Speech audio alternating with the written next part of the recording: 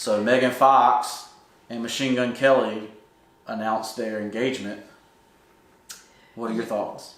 So apparently I did see that they were engaged. I don't know what day it was that they were engaged, but he's wearing the exact same shirt Travis Barker was wearing when he asked Courtney to marry him. What? Except it was like a different, like, instead of it going up and down like this, it went sideways or vice versa. It's the same exact shirt though.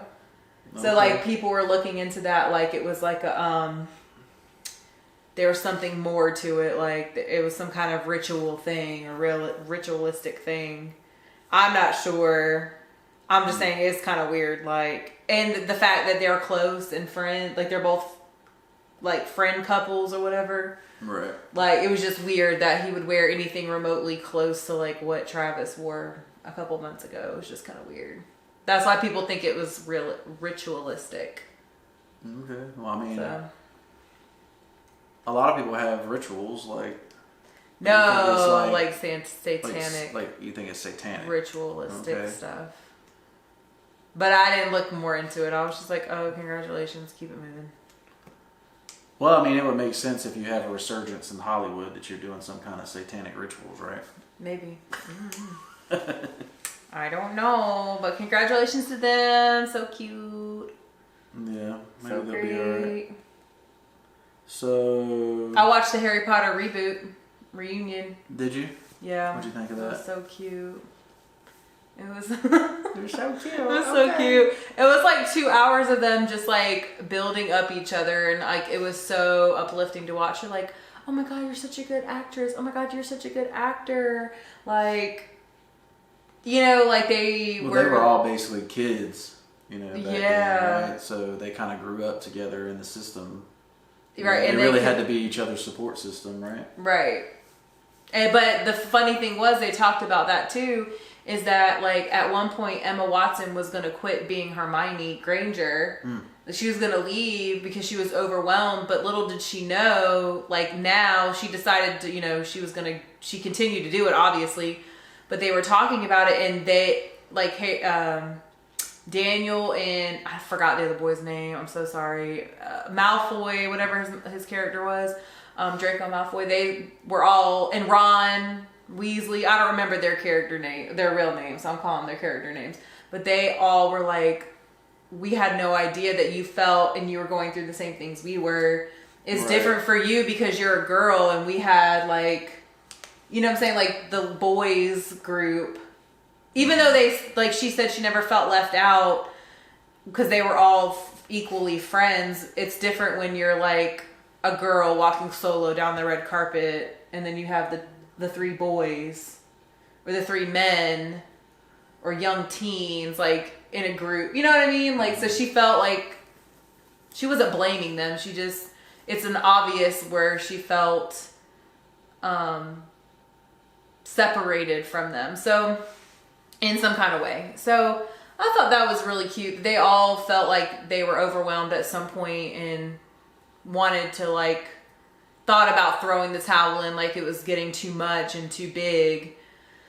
Also another part that stuck out was that the guy who played Hagrid, the character was like, I'm not going to be around in 50 years, but Hagrid will. And I was like, oh my God. I started ugly crying. So they started kind of talking about their legacy. Right. What kind of impact they have left on the world. I mean, there's a whole generation of millennials that they kind of... Oh, and now. You know, because we're reading that, our generation's reading that to their kids. Right.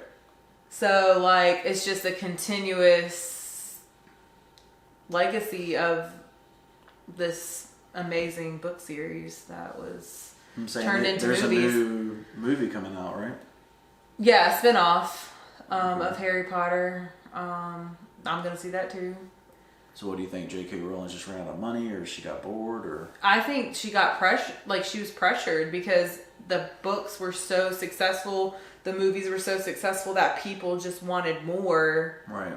And she never thought. I think she thought ahead. She didn't think that far ahead. She thought about the books that she was writing, but she didn't think You know what I'm saying? Like, even as a writer, sometimes, like, if your book doesn't make it, you're like, okay, well, I'll try this one book, and if people like it, then I'll keep going. But you're not going to write, most people, authors aren't going to write a 10-book trilogy. That's not trilogy. A 10-book, 10-book anything if nobody's reading the first one. Right. Like, you need, you know what I'm saying? You're trying to find your what you're good at and what people want to read.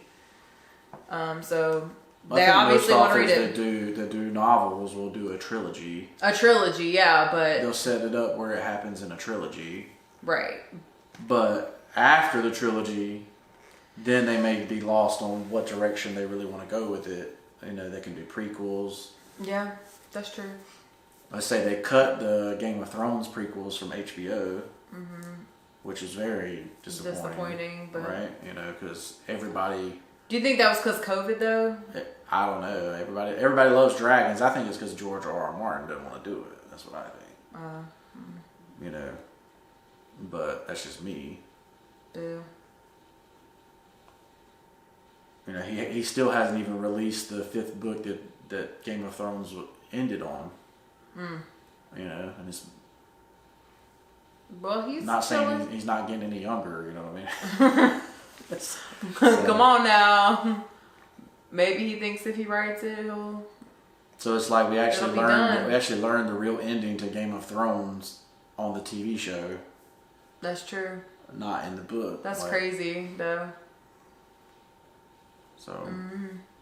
And so another thing with the Harry Potter thing that I was surprised about was how many people. Obviously, there was a ton of people that worked on that movie, but. Where they started remembering actors and actresses that have passed away. There was like easily 70 names on like that they listed of people who have passed away from the beginning of those movies to now. So they've been like, what, 20 years? It was a 20-year reunion, I guess, of when it first came out, the very first movie. So, I mean, a lot can happen in 20 years for sure. Yeah. It was just like shocking though to look at the screen like, wow. Even though it's been 20 years, it's still shocking. I don't know why. Just that factor is like, wow, these people. It's something you don't really think about. You don't. You know, but thousands of people work on movies. That's true. And there was a lot of them over 20 years. So. You know. So if you're a Harry Potter fan or like watch the movies, watch. Yeah, it was worth it. It was really cute. They did a really good job. What's that on HBO Max? Yes. HBO Max. So highly recommend. And then, you know, moving right into like the Hollywood scene, Betty White died. Before her 100th birthday. Rest in peace to Betty Which White. is crazy. And a part of me like is kind of pissed that the media was playing up this 100th year birthday, and then she died. Yeah, like I really felt some type of way about that. But she's in a better place. Well, what's crazy to me, you know, my memory of Betty White is the same. Like it's the exact same look. Like she's like had the same look since like the 80s, right? Most old people do. You know, so it's like it's like she was ageless. Yeah. From 60 above.